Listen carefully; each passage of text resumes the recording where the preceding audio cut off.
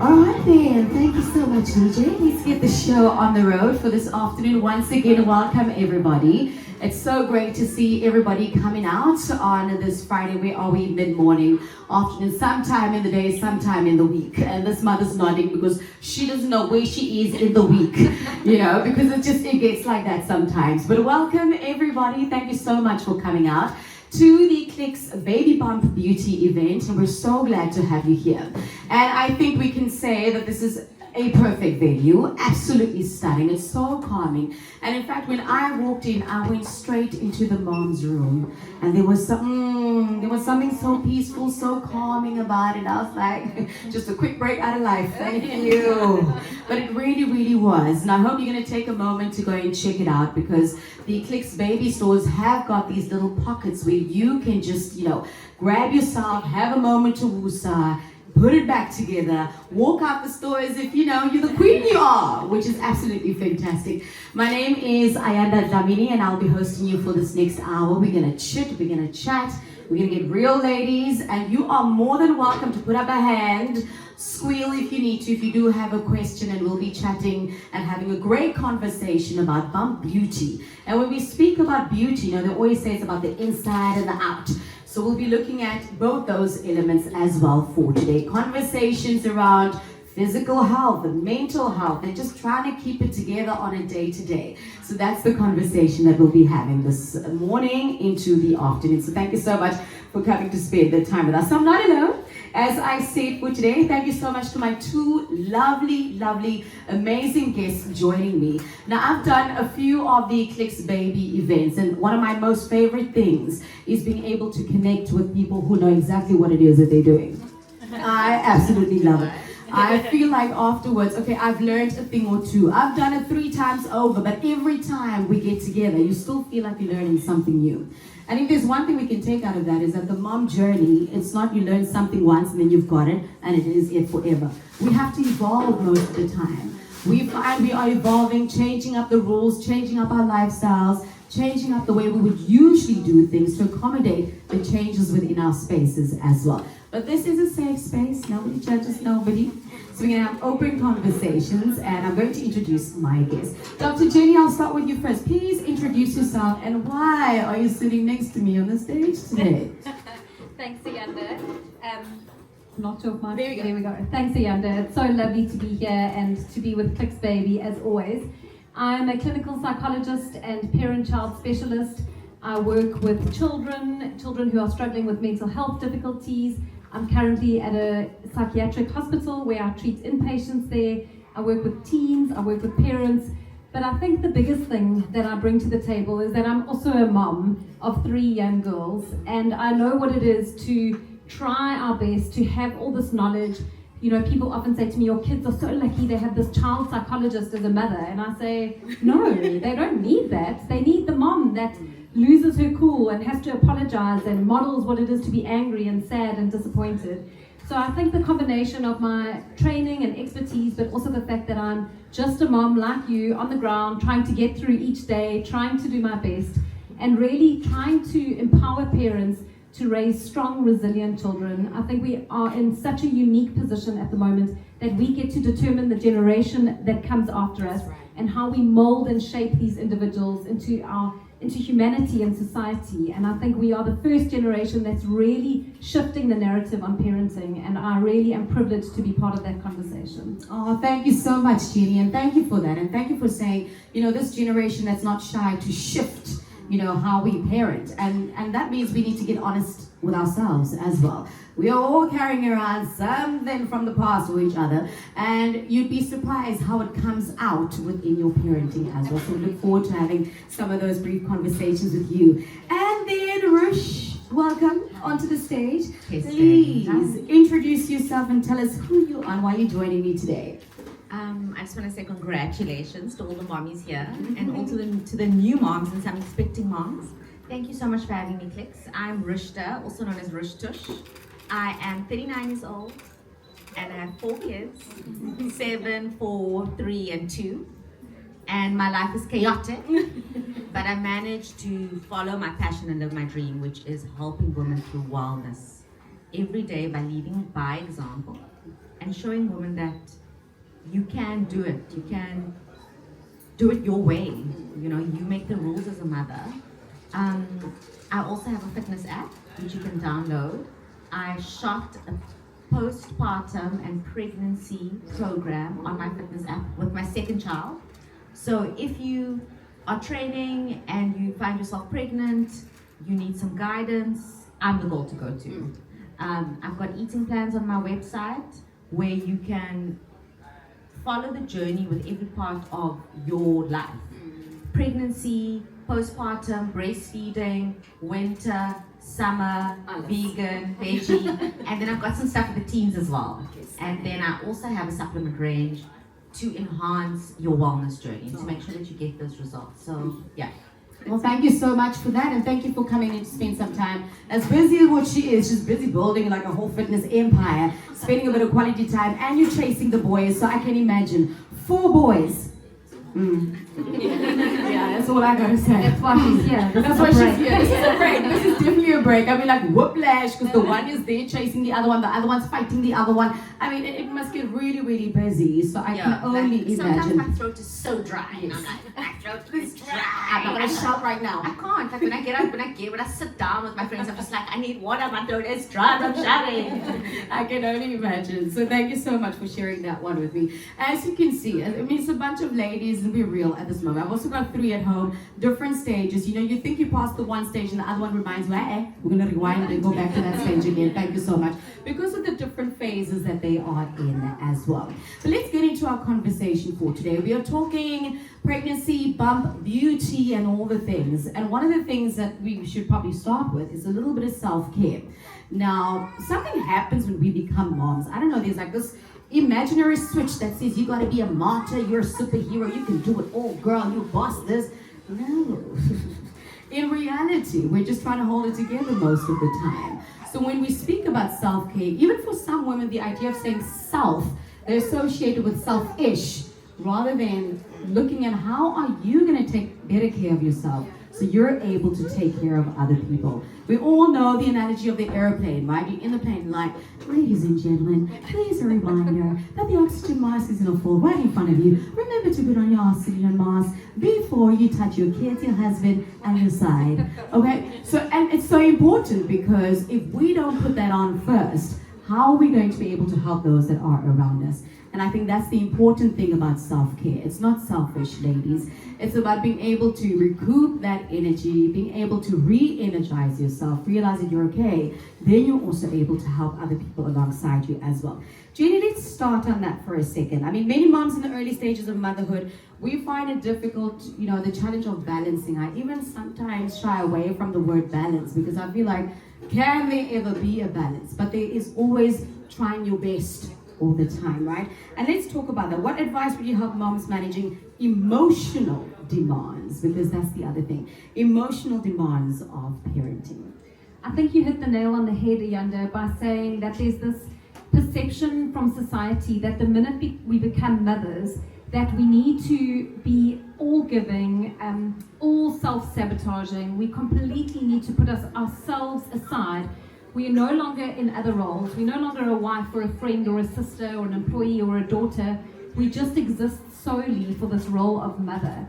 And it comes at such a cost in many ways. And I think it's so interesting to often chat to mothers where those first few weeks, months, and maybe even years seem so out of balance. And often moms kind of, as their kids get older, realize I'm starting to get myself back a little bit. I'm starting to do things that are enjoyable for me.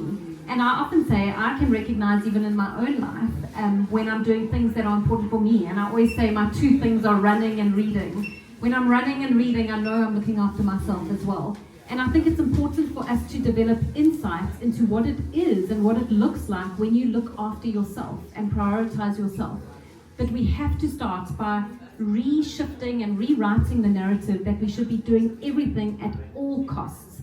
Rather, we need to see that the best start we can give to our kids, and I believe this so fundamentally in my being, the best start that we can give our kids is if we are looked after. I can be the best possible mom only when I have capacity, when I have petrol in my tank. if I'm running on empty and there's fumes coming out of me, I cannot be what my child needs me to be. And so a lot of the time the penny only drops for moms when they realize that actually by looking after yourself, you're helping your kids because you're giving them a better version of mom. Yeah, I love that you mentioned, you mentioned your two things, the running and what was the other one again? The reading. And I think a lot of the times we get so lost in the moment, especially for our new moms. I see a lot of new babies in there, in the room, and we get lost and we forget what it is that we used to enjoy. If somebody was to ask me now, what is it? I probably would be able to know one or two things because we get so lost in life and what must happen for the day to day. And when you can discover just those one or two things that, kind of really bring you back, that is important. And then you steal the time for it. We find that we actually have to steal the time for it because there's always something that needs to be done. But until you put yourself in that always something that needs to be done, you're never going to do anything for you. So that is important. There's one thing I'm taking from you, and each and every single one of us for today, is trying to remember that one thing that is to just help you relax and have a good time. So when you leave here today, that's my task for you. Try to find that one thing. Rush, on your end, that the idea of self-care, not feeling selfish, but feeling like, it's okay. It's okay to actually take care of myself. Your thoughts on that? So maybe I've always been selfish. Love it. But when I was pregnant, and when I am pregnant, which I will no longer be, because I'm done with that. Before I know more. So when you're pregnant, you realize that your body is no longer yours, and you've got to submit. And I feel that women are so wired to perform against any cost and at the cost of themselves. You mentioned that earlier. And then when you're pregnant, it's not about you, it's about a bigger thing than you. So you've got to sit back and you learn other parts of yourself that you never thought that you could be. And you learn to just be in the moment and listen to the stillness. And I exercise, it's nothing like what I used to do 10 years ago, like 2017 when I fell pregnant. And in that journey of learning that you're not able to perform at that level, you're not able to be on your feet all the time, you learn to enjoy the little moments. And so with that, you find beauty in other ways. And when you have your kids, yes, self-care is important, but take your kids along with you. And for me, I was that kind of mom. I gave birth, I strapped my child on me and I went. I took my first walk after 2 weeks postpartum with my baby. I took my firstborn with me to gym all the time. I made it work for me instead of me working around my kids. And through movement, I feel, and I know that it's rich coming from a personal trainer because my job is to exercise and be in the gym. So that is my job, but you all have your own jobs. So for me to say, take your kid with you to work is easy, but I feel that society needs to embrace motherhood because if it's not for us, how would there be any people on this earth? And we need to find spaces that are going to accept us and create like women-owned jobs where we understand mothers and we understand that acceptance and that flexibility to go fetch your kid at school, to be with your kid, to incorporate, or you just start your own business. And maybe, entrepreneurship is not for everyone, but if you take your kids with you, you'll be surprised how inspired these tiny little tots, they open up so much more for you to enjoy them by being active, is what I'm also trying to say. So just that kind of movement a day being outside is going to shift your mindset. And that way you're having self-care but also bonding, feeling better, and you don't feel guilty when you're stepping away from your kids. Because I don't feel guilty. Well, there's this thing, mom guilt. Where's dad guilt? Oh, it must be so tough. Is the child okay with you being back at work? There's no dad guilt. And I know that it's something that us mothers are carrying and it's part of us. But you have to also step away from your child as much as you want to be with your child. I love that. And you know what? I love what you've mentioned there, Rush. The idea of being able to take our little ones along with us as well. Then, the idea of mom guilt also kind of, gets out the window. And the idea of where you can take them along with you. I love the gym thing, or if it's not a gym situation, because I have a bad relationship with the gym. But when I am walking to go and get the ice cream and the zing wings, I'm going to take them with me, and then in that way, that's also okay, to be able to bring them along with you in whatever you need to activities that you're doing. enjoy your kids. Enjoy them, enjoy the chaos, enjoy the crying, the screaming, and it's just little bits of the day. There's not going to be any balance, like you just said, it's going to be crazy. I just want to quickly jump in to add, I think what's so powerful about that is two things for me. Is the first is that we are modeling to our kids on such a profound level. So the first thing we're modeling is that we are choosing healthy things that we want to prioritize for ourselves, perhaps like walking or exercise or whatever it is. So we are actually showing them that that is something that they should be doing. But the second thing that you're modeling, which I think always resonates so well for moms, is that we are already teaching these kids, this next generation, especially our young girls, that it's okay to look after yourself as well. It's okay for you to do something that is for you. Because if we model to them this pure self-sacrificing, we are already raising little girls, and I keep looking at this gorgeous little girl here thinking, we are raising kids like this to think that being a mother means they must do it at all costs and can never do anything for themselves. So even if you can't do it for yourself in that moment, do it because you are modeling to your child what it is to look after themselves. And what it is for your partner to support you while you're looking after yourself. Because the little boys need to know, daddy is doing XYZ because mommy needs to do XYZ, And I think that's also important, just on that. I see a couple of moms nodding. Don't be scared to ask for help. And that's why I started with this idea that we think we need to be martyrs and superheroes and know it all. Never be scared to ask for help. There's no weakness in trying to get some help. If anything, there's strength. You're going to feel less stressed out because now you've got a bit of support to be able to help you navigate whatever it is that you need to navigate as well. If he's scared of the poop, he'll get used to the smell, he'll get used to the texture, and he will be okay. Ask for the help as well. Because this one thing I used to do with my first one is I always used to think, because I like that the sink must look a certain way. Washing the dishes and but then the baby's crying, and then I struggled for a little bit because I was like, but these are the things that I like. You also have to let go of that in the beginning.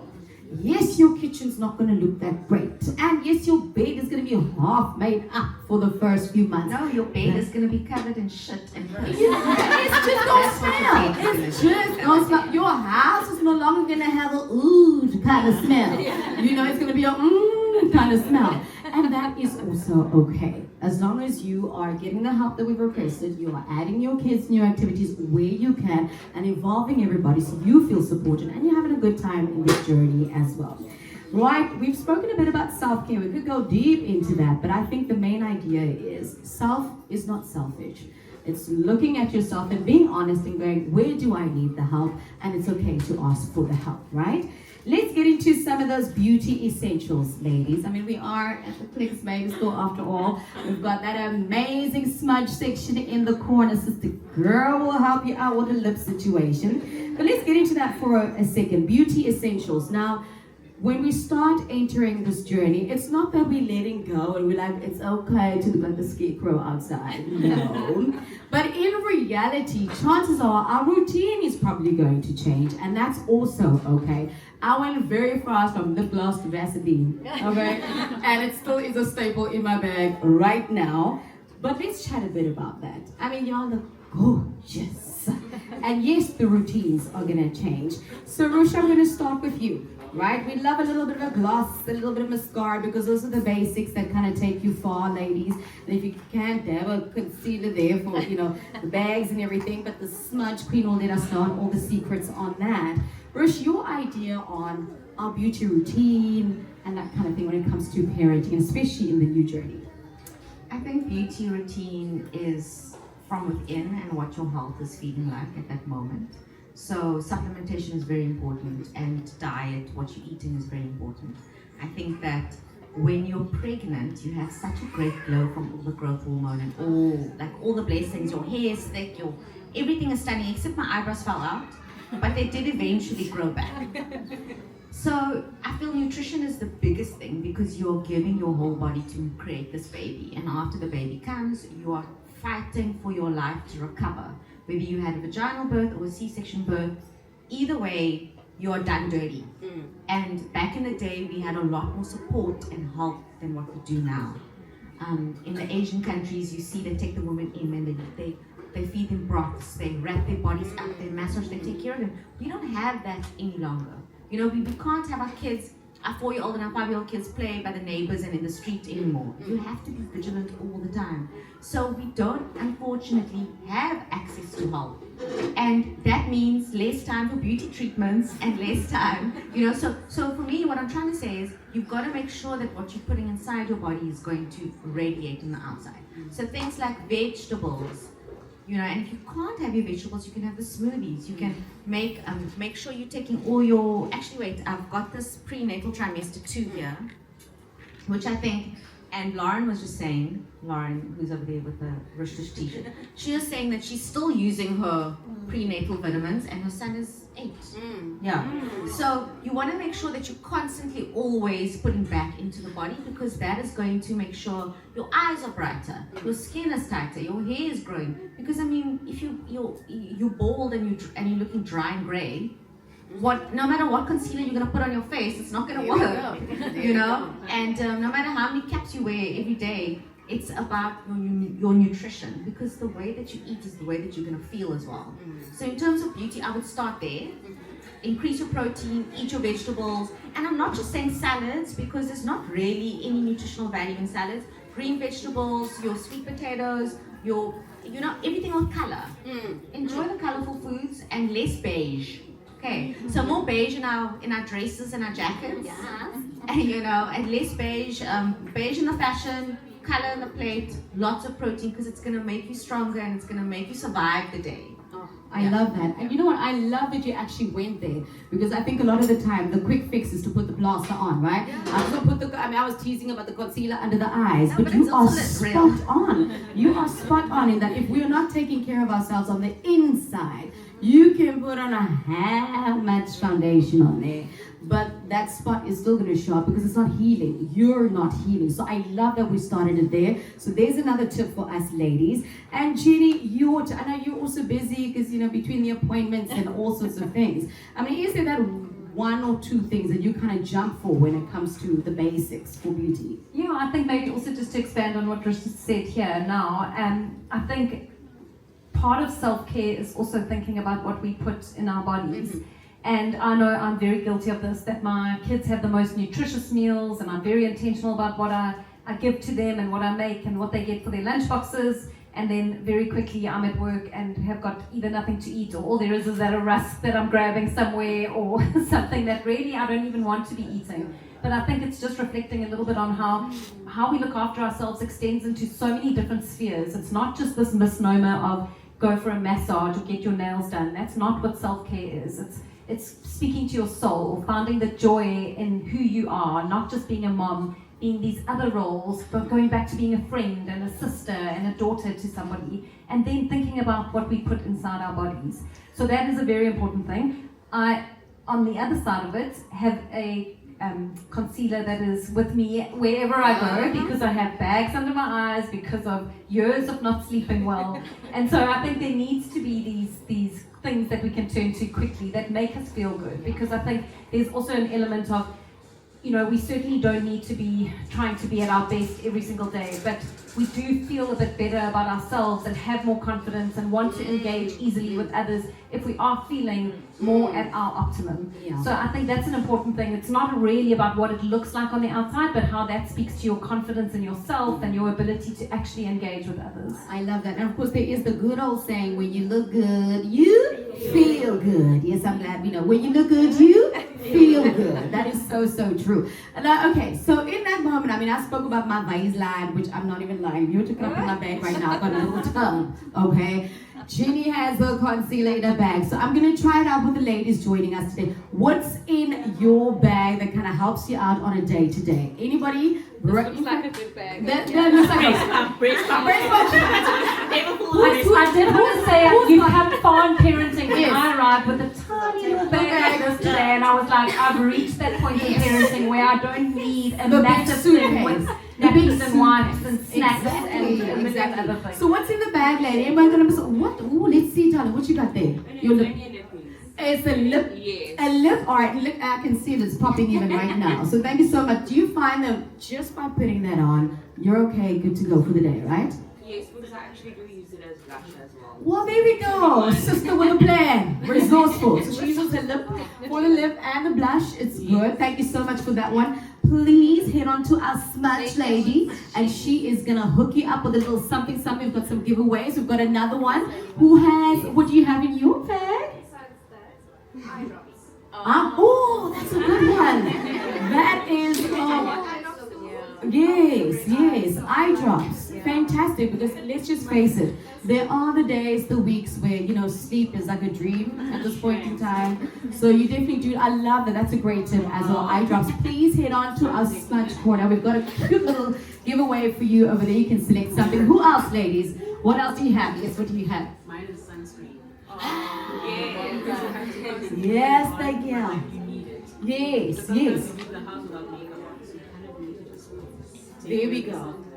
There we go. Sunscreen is a great tip. I absolutely love that. And I love that she's a sister with a little bit of melanin talking about sunscreen, which is fantastic because I know black don't crack, but sometimes it does. And we do need to be taking care of it. And the sun is different to when it was back in our maras days, and it's quite serious. So yes, sunscreen.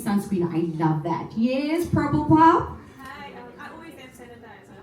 Sanitizer, love that. Also, you do need it because between the cleaning and the touching and the everything, it's always needed a wipe-over situation. Thank you so much. Great tip for you on that one. Head on to Smudge. She'll grab a little something for you. What do you have? Lotion. Oh, yes.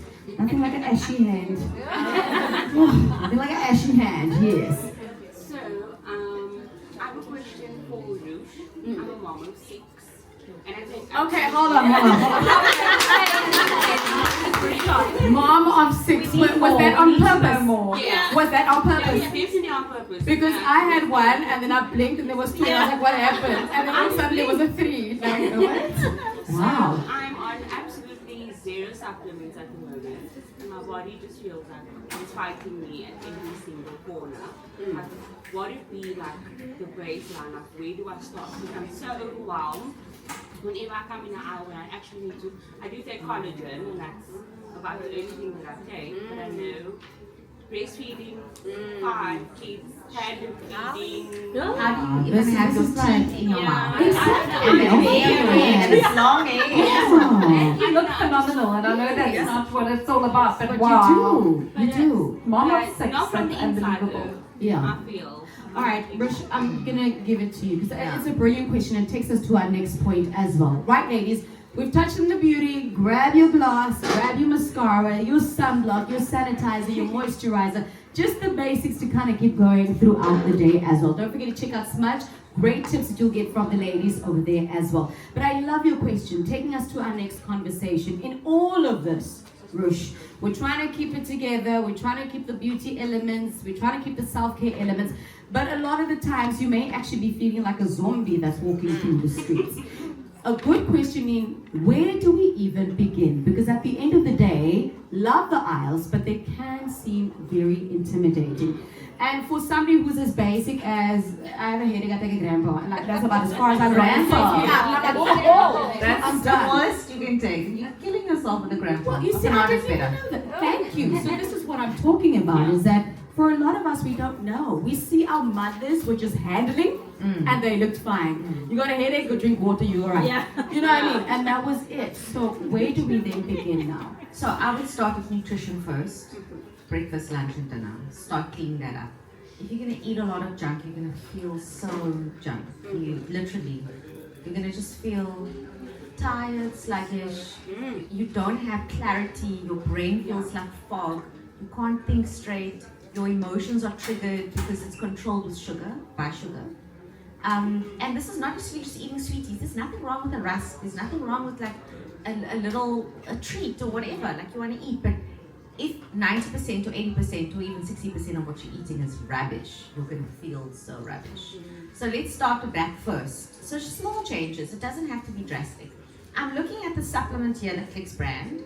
There's the pregnancy supplement, then there's the prenatal one. The prenatal one is the one that Lauren said she's taking. I would actually, if I was you, I would go straight for the pregnancy supplement one. Are you looking to have a 7? Okay, so then because it's probably going to also help you with your fertility. There's the folic acid in there, there's the, yeah. But look, this is what happens when you start taking care of yourself and you start working out, you start doing some kind of movement, you're feeling hotter already. Like checking yourself out, you are irresistible before the workout and after the workout. So it's gonna get even more enhanced. So that is something to take note of. A lot of people ask me, are my products, do they increase fertility? Is it going to counteract their contraception? No, it doesn't, but you just feel hotter. And that radiates. That radiates. We love that. So dieting, well, eating well or eating better.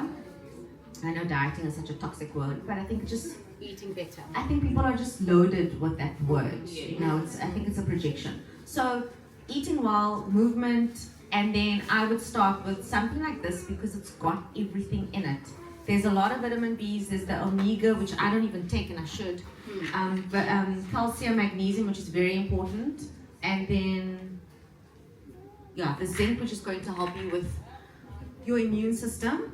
Once you progress and you feel stronger, and then you can start taking them separately and you can control the dosage that you take. So I would take a vitamin D daily. I know it's a lot, but for me as a mother of 4, I've got tiny little tots. Their noses are always running. They've always got a cough. It's just germ central. So you want to make sure that you're not going to get sick. You want to take a good probiotic because it's going to make sure that your gut health is well. Good probiotic. I like that you're taking the collagen. It's going to help. You have to take the vitamin D, the vitamin C, the zinc, the calcium, the magnesium. I know it's a lot. And the iron. And the iron. So The iron is non-existent. So the thing with the iron is you can even go to your gynae and then he can write you a letter. Or, you know, if you're going for a checkup or any doctor that you're going to see, tell him, listen, I need this letter because I need to get an iron test. You get the iron test done, they'll come back with the results, and then your medical aid can submit your form to get an iron infusion. Because I'm assuming after 6 kids you would need one. Yes, I had one after the birth. Yes. But actually put me on, I think, pyramid. Yes. So that does also work, but if you're feeling very low, then it's probably that as well, which is totally understandable. Women walk around thinking that they're supposed to feel this way when actually it's low iron, because that's what I also had. But I mean, I had 4 kids and I had C-sections. I also had an op last year. So you are losing all that blood. I just also want to jump in. I can't help but ignore the sort of mental health side of things to say that as moms, especially when we feel burnt out, we often think that we need to just override this and we just need to carry on. And like you say, that it's almost normalized that we walk around feeling exhausted and burnt out. And to also just be mindful of putting things in place to just ensure that you are okay and that somebody is checking that out. I think, you know, there's an enormous risk for postpartum depression and anxiety. It is a very real thing and the numbers are escalating like you cannot believe. So we need to make sure that we are catching ourselves or others to just make sure that we are on top of it and we are activating any help or support that we might need. And I love that you jumped on that, Jenny, because that's going to be my next question. Mental health, especially as we start now in the beginning. You know, you get told, no, don't worry, it's the hormonal changes. You know, your body's just going through whatever roller coaster that it's going through. But on the inside, your gut is like, something is just not quite sitting right with me. I remember with my first one, and, you know, I can say this now and joke a bit about it, but, you know, for a little while, after a couple of weeks she was born, it started feeling like, oh, sack of potato, that's just, I just wasn't really connecting. Then you start feeling guilty because you're not connecting, but mothers lost connecting immediately after the come up. All these things happen. And I think, like Jenny was saying, when you're able to then catch yourself and don't doubt yourself, you know, you rather be like, oh, it was crazy, than to not have it checked out. If you're thinking something is not feeling right, it's not sitting okay with you, go and see somebody. And I love that. Just to rewind a little bit, nutrition also plays a role. These are the kind of things that can lift you as well. But now you've done the nutrition, you're taking your supplements, but Ayanda, I still don't, there's something that's not quite clicking. In that instance, we go and see Dr. Jenny. Jenny, let's talk briefly about that. The idea of baby blues and then postpartum depression. Just a quick glance at the differences. So I think baby blues is something that is experienced almost inevitably by any mother after a birth. And that is often linked to the hormonal changes that happen. And that is because your body has gone through this unbelievably massive shift and change in a very short time. And what your body needed to produce and create in order for that to happen is going to let one feel like you're on a little bit of a roller coaster. There's high highs, there's low lows. Then you add into the mix that you're not sleeping, and maybe a baby that's crying all the time, and maybe a husband that's not supporting, and a toddler at your ankles. So we're just adding to this picture, and levels of stress are just escalating. But we need to be able to gauge the difference between what we would just say are baby blues that are quite typical and something like a postpartum depression. And I think it is such a difficult thing to catch. I think it's firstly very hard to discern the difference. But I think, again, coming back to this idea of we just need to be fine, and motherhood is hard. You know, you speak to everyone and they go, it is hard, and you know, you just have to get through it and survive it. But there actually is so much that we can do. And I think when you can recognize these changes in yourself, if you know, there's such a myth that depression means that you sit crying all day and that you're sad. And that's not how depression presents. It's actually through irritability, for the most part. So when you catch yourself being irritable all the time, you're always on edge, always quick to snap. When Oh my God, am I doing this?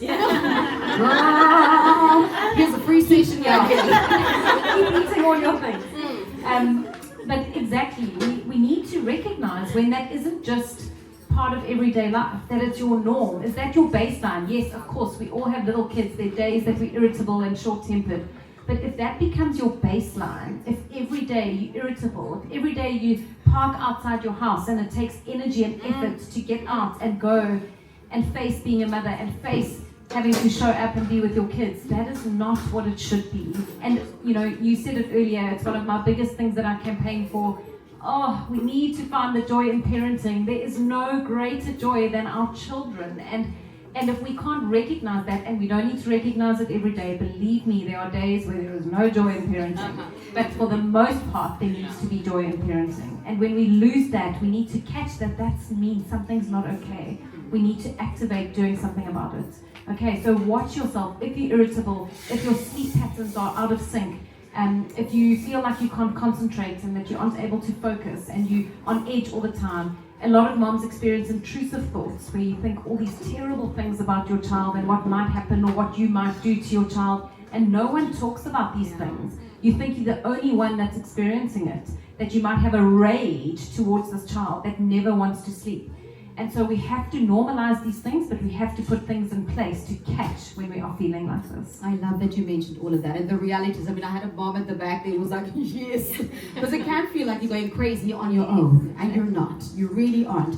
So once again, if there is something that just does not quite feel right, you'd rather go out there and get the help and ask. Rather let somebody tell you, you know what, you're okay. And here's what we're going to do for you. This is what we're going to do with you. And there we get going. And the journey becomes a whole lot easier, as maybe simpler. Not easier, but simpler. So Jenny, you know? so what would you say? You know, my thing is they just want to put people on meds, you know? And I don't think that that's always the answer. What if you just need some counseling? You just need someone. For sure. So I think there's two sides to that coin. And what I was actually going to just say is I think therapy and supplements are very similar in many ways. I think that you can't do any harm by being on them, and they can only do good. You know, you can't have, there's no too much therapy, or therapy will be bad for you in a way. Therapy is about growth and introspection and looking inwards and trying to understand yourself more, and that no matter how much therapy you have, it can only be good for you and be for your kind of betterment, I suppose.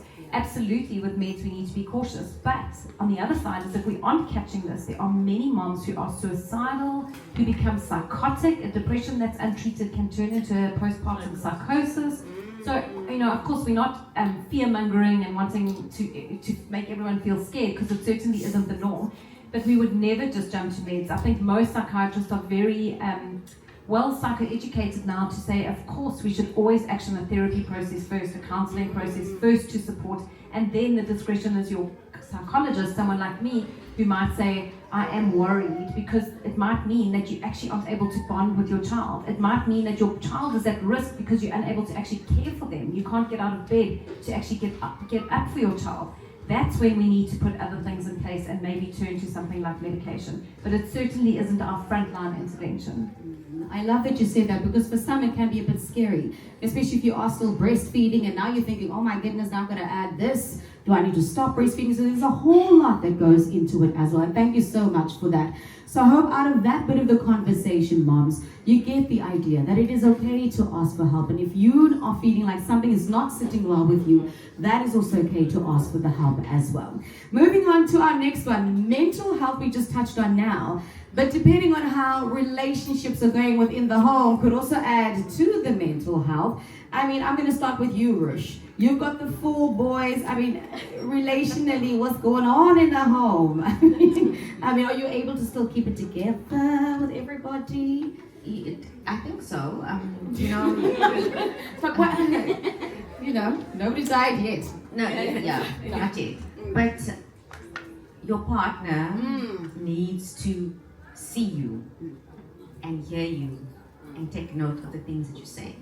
So, I mean, I've had many a meltdown. My last kid was premature and he was in ICU for 2 weeks. He had lights on, he had mask on, I couldn't even touch him. You know, it was tough, and I had a few breakdowns. And I'm always giving birth at like a climatic point in my working career. So they got to hear it, me crying, me, you know, in and out of, it gets overwhelming and it gets a lot.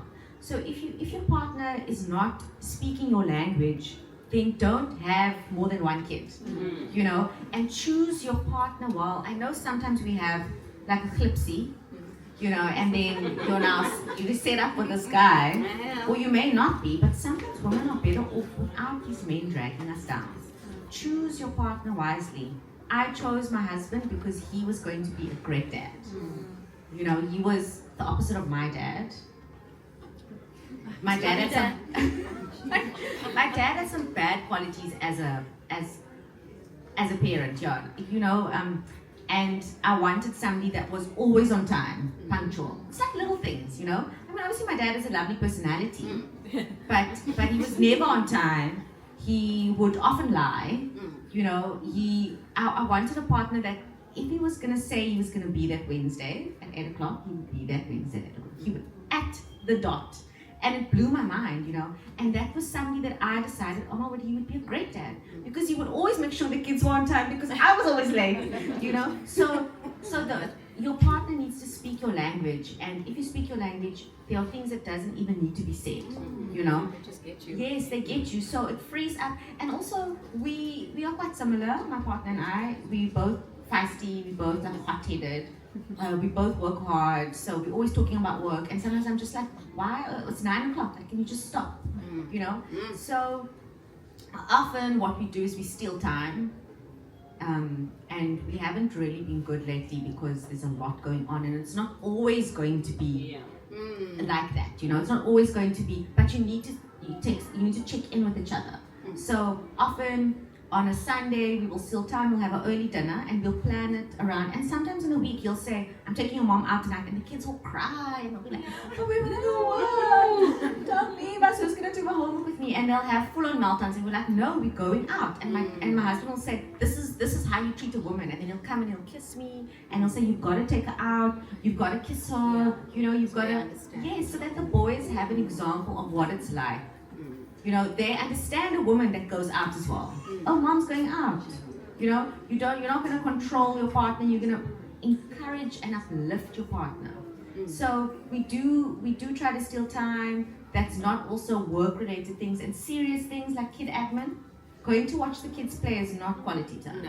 No. Going to visit the in-laws is not quality time. No, it's not. You know, I wanna go out. I want to sit opposite you. I want you to like look at my outfit, admire me. You know, I'm a woman. You know. Otherwise, if you're not going to take me out, I'll go out with my friends. And then he's like, where are you going? Babe. Then I say, out and about. No, and then he doesn't. I don't even tell him where I'm going. But I know he's checking my Instagram. Yeah. You know? Exactly. So he'll see, he'll see later. But there's a little bit of mystery. You know, if you're not going to take care of me, I'm going to take care of you. Must learn. And I love that. Oh, very quick. So I love that you touched on that. I love that you're saying steal the time. And I love that you put the differences between, you're right, going to watch the school play, visiting the family and the in-laws, that's not quality Grocery time, shopping is folks. not. Grocery shopping is It's not quality time, you know. It is really that time when you're looking at each other. Oh, you're going to notice that pimple that wasn't there before, but I still love you anyway. But that is the quality time that you want to have with your person. Jenny, in a couple of seconds, if possible, let's touch on briefly, since we're talking about relationships now, emotional safety within the relationship. A brief one on how it looks like and how we can build it as the moms trying to navigate. I think it's such a critical one because I think motherhood is this very complex journey where we feel like there's so much pressure from society, from ourselves, that we have to be this perfect version. And we need to be able to have this vulnerable space where we can actually be honest about how we are and how we show up. And that should always be with your partner. We should be able to have emotional safety in that relationship. That means being able to show up authentically, congruently, who I am 100%, not having to put on a mask or a show or a parade in any way, shape or form. And I think with our partners, one of the biggest things is that we often feel like we don't make our needs known, and we think that they should know what we want. And that is then just a disaster waiting to happen, because believe me, especially with men, they have got no clue. And so they think that you find, because you haven't said anything and you haven't asked for what you want or what you need, and then you are building resentment, and it's brewing and brewing because they're not helping, or they're not stepping up, or they're not doing something in the night to help and support you. We have to be able to verbalize our needs, exactly what we need from our partner. That is what a healthy relationship looks like. Not hoping and praying and expecting that you're going to show up in the way I need you to. Me telling you what I need from you is important. Yeah, not through osmosis. I often say that. I mean, how do you think he's going to know if you don't tell him? Absorb it like that. No, exactly. Exactly. I mean, you know, I learned when we were going through premarital, they used to say, what's not said does not exist. So even if you are going to do, I'm fine, and they can see you're not fine, you still have to actually say it. Because, and for you to think that he must keep scratching, that's his duty, he must scratch, he must know I'm not okay. No, he's also another human being who's also got his own things going on in his head. If you can just imagine that he's now also finding himself in a place where there's another little human, and there's my favorite human, but now this has to be my favorite human also. There's a lot going on. So yes, if it's not said, it doesn't exist. And the more open and honest we are with our partners, the healthier the relationship becomes as well. And give him the grace also to be weak. If he's like, oh, you know, I'm feeling overwhelmed, allow him to feel that, because he doesn't have to be the macho strong guy all the time. They're also people. Exactly. If he doesn't know what to do, he doesn't know, and then we learn together. That's where the secret comes in. The magic happens where, okay, listen, we both lost. Okay, so we're gonna watch that YouTube video. What did that parenting video say? Okay, and then you get honest and real about it, and you build it together, and that's where the magic is going to happen. Ladies, we are fast running out of time, but before we even get there, I'd love to know any questions from any of the moms, ladies joining us today. Any questions in our conversation that we're having today before I get into some of our questions we received already? Yes, go ahead. Just want to know, like, there's a lot of emphasis in terms of like postpartum depression, and like you as a mom identifying that for yourself. And I mean, when you go a few 6 week checkup, the guy asks, are you feeling okay? How's your mood? That's the extent of it, right? But are there any online resources where you as friend, parent, you know, partner, whatever, can other sent to a mom that you think she may need, or like what other resources are there besides you identifying that yourself? Because that's a lot of responsibility that you place on yourself when you're already going through it. Absolutely, it's such a critical point, and I always say to moms, I work with a lot of moms in that postpartum period, and I always say the onus isn't just on you, because you also can't recognize that. When we are in an eye of a storm, we can't see whatever is going on. It's only afterwards that we go, wow, how did I get through that? How did I survive? I've also had 3 prem babies. How did I get through that? How did I get through twins? And when you're in it, you just do. And it's only later where you can reflect. And so it shouldn't be just on a mom to catch this. Definitely it's a conversation with your partner on how to recognize any changes. So that's what we want to do, is we want to have flags that are raised for if there's something that is not okay. So when something is going from just happening infrequently to becoming a pattern and something more regular, that's a red flag. And your people who support you in that postpartum period, whether it's maybe your mom, your partner, maybe a good friend, those are people that need to be checking in and making sure that you are okay. And I think for us to know how to reach out to other moms as well, I think we're also quick to just say, everything's fine and I'm managing, and someone that actually is sincere to say, I know I had a really hard time, or I really struggled in the beginning. Are you also finding that? I think when we open the door for people to recognize that you are not alone when you struggle as a new mom, that it is so uplifting, and that allows you to access help if you need it, because we think we need to struggle alone, and that is the biggest mistake that we make as moms. Thank you so much for that. And then also, Jenny, she mentioned, are there any, if you can think offhand, resources and that kind of thing? So there's certainly, I think these days there's such a wealth of information on social media, Instagram for example. There are so many pages that are devoted purely to postpartum mental health. So there's a lot that is available in terms of how do we identify this. But I think it is just starting those conversations and that engagement to actually flag that it is something that can happen. I think most new moms don't even know that this is something that is actually a very normal thing to occur. So it's also just building knowledge and empowering new moms. I think that really is an important step. Yeah. Would you go to your gynae and tell him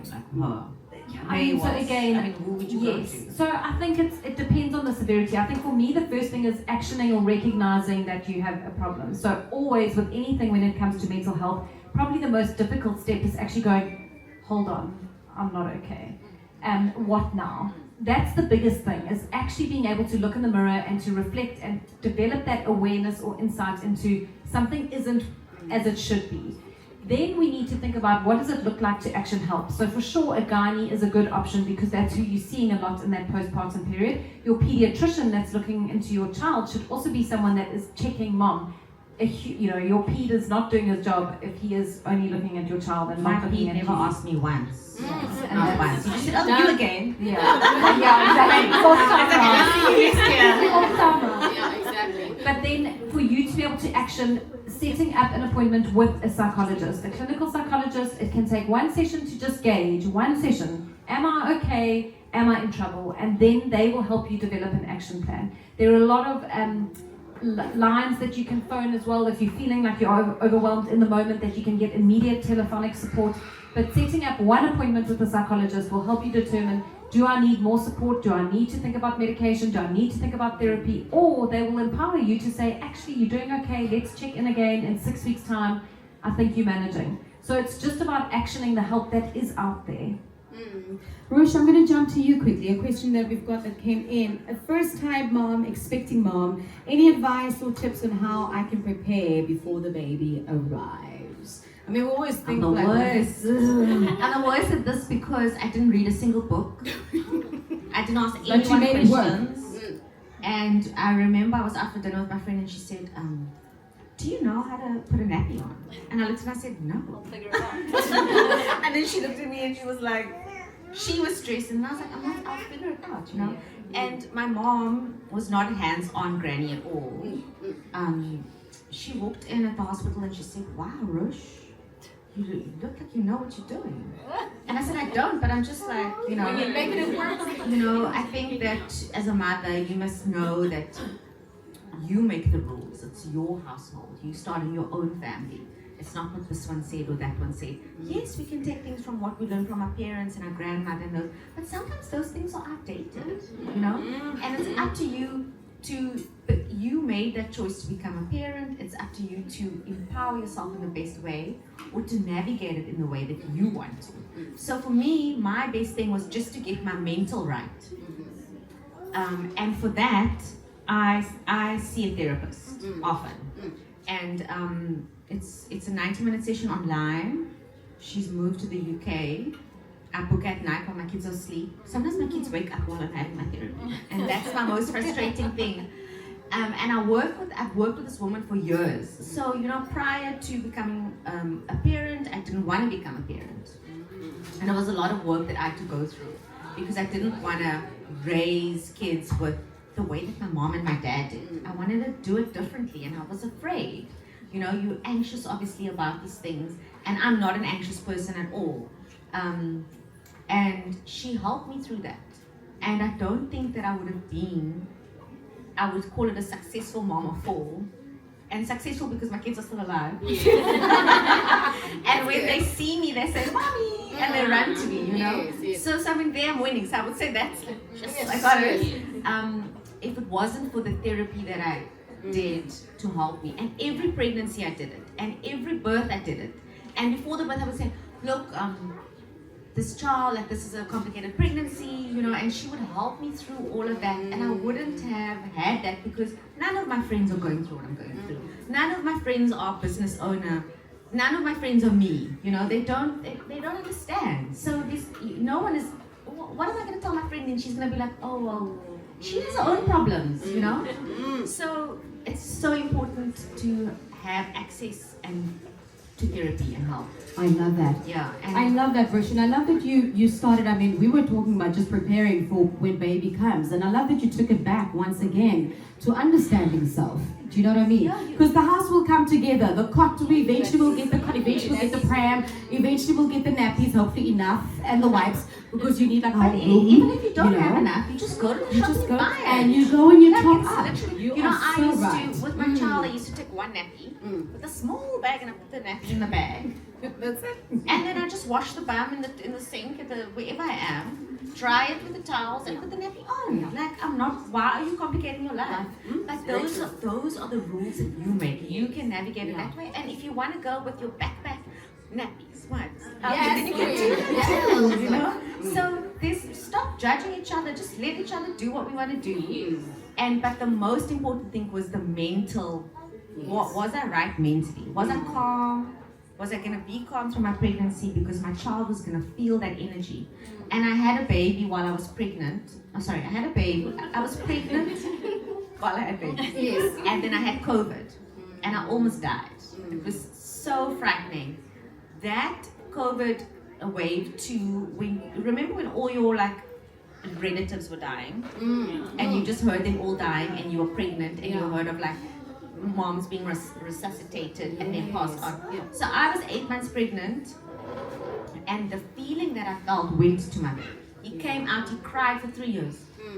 3 years he cried. He still whines to this day. Shane is so cute and pretty, but he whines and he cries and everything, and you must remember that the state that you're in is going to your child. That anxiety that you have with your newborn, they can feel it. Your kids are a lot smarter than you think they are. You need to be calm, you need to be cool, so that they can be confident and they can be calm and they can be cool. I love it. Cool, calm, collected. Then you can do whatever you want with your nappy situation and your whatever. I love that. I love it. I mean, back in the day, did our parents put us in a car seat? I'm sorry, but I don't remember having a car seat. There was a washing they didn't have access to it, you know what I mean? But you're right, it's about, and I love how you started it by saying you've got to have your own rules at the end of the day. And it is your home, it is your pregnancy, it is your journey. So it's about making it work for you at the end of the day. And your partner, maybe you could say, they are here. If there is a partner, bless him or her, it's about making it work with them as well. At the end of the day, it is your rules. Ladies, I've come to the end of it all for this afternoon. I want to thank you so much for being so real, so candid, so open. I mean, ladies, did you enjoy that? Yes. I mean, it was absolutely fantastic, and I think at the end of the day, there is no right way of doing this. I mean, there are books, there are shelves, there's videos, there's a TikTok or two about how we can be the best. But at the end of the day, when you are more real about who you are in the situation, you can have an easier, happier pregnancy. It's about understanding who you are within your state. Your state is what matters. And if your state says, I might have to go and see a Dr. Jenny, I might have to go to Rush because I want to feel a little bit more fitter within this journey, then that's on you. You know, it's about making it work for you at the end of the day as well. So thank you so much for coming out and joining us and having these great conversations that we were having this afternoon. It is all about beauty, bump, and here's the interesting thing about why I love these conversations, is we mentioned the word beauty, but do you see how beauty, did we touch a lot on the makeup and the, how you must look on the outside and your jean pant and your dress? No. Beauty at the end of the day is about how you're feeling on the inside, right? And that's going to reflect on the outside as well. So it's about taking care of this person. It's about taking care of Ayanda, Rush, Jenny, and all of you beautiful ladies sitting over there. And then the rest will shine afterwards as well. So thank you so much for joining us. I want to thank Clicks and the baby store, which is absolutely stunning. So please take some time out to have a look around, have a walk, because there's always something fantastic that you'll find over here as well. We had a couple of moms asking about supplements and the such. They've got a great range. Rush touched on one of those as well. We'll start with the basics. Clicks has got you covered there as well. Jenny, Rush, thank you so much for coming out today. I think it was absolutely spectacular. And once again, thank you so much for coming out, ladies.